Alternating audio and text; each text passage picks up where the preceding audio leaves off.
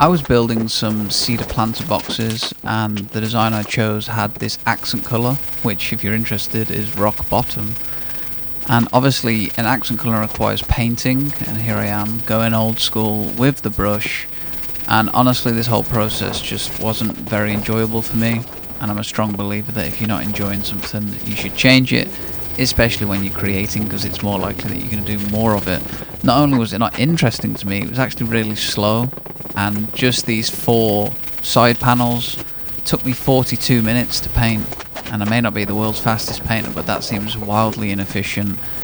And it also took $7 worth of paint, which I don't think is sustainable, especially if I want to be making more of these. And in painting them this way, it gets a ton of paint on the workbench, and it means that when they're drying, I can't use the workbench. So I used my good old crafty creative brain to come up with a better solution.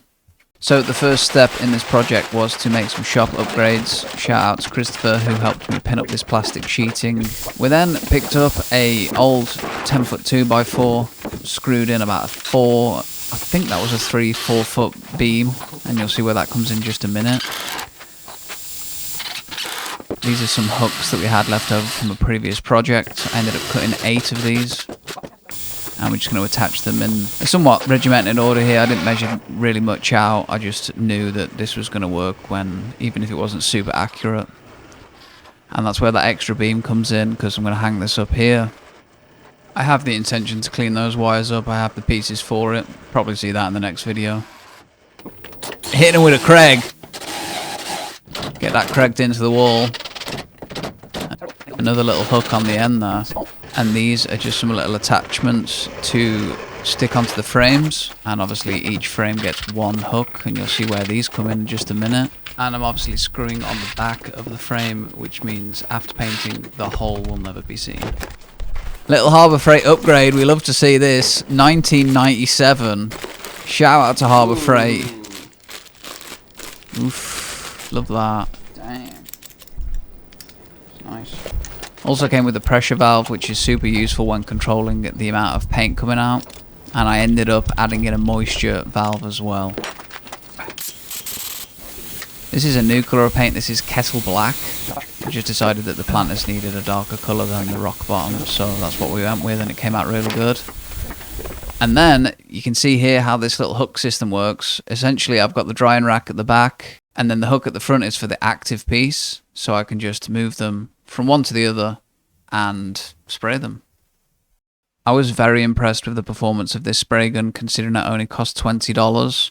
And when I added in the moisture valve as well, which traps the moisture coming out of the air pipe, it worked even better. The biggest drawback is that the air compressor I'm using isn't very big. It's only 2.5 CFM, which is cubic feet per meter, essentially how much air the machine is moving.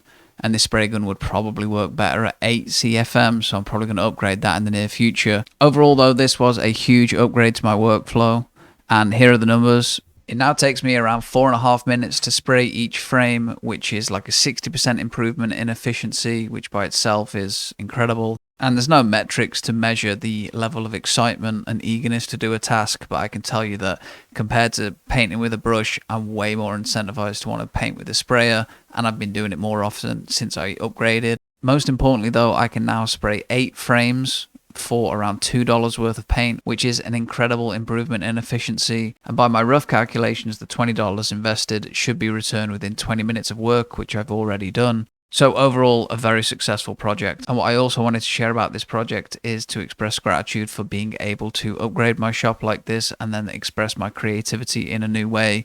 It's really amazing to have this workspace. I'm blessed to have it. And if you have one, just keep upgrading it, make it better, make it suit you, and don't stop, because why not? All right, thank you very much. Appreciate you being here. Have a wonderful rest of your day. Much love. Peace.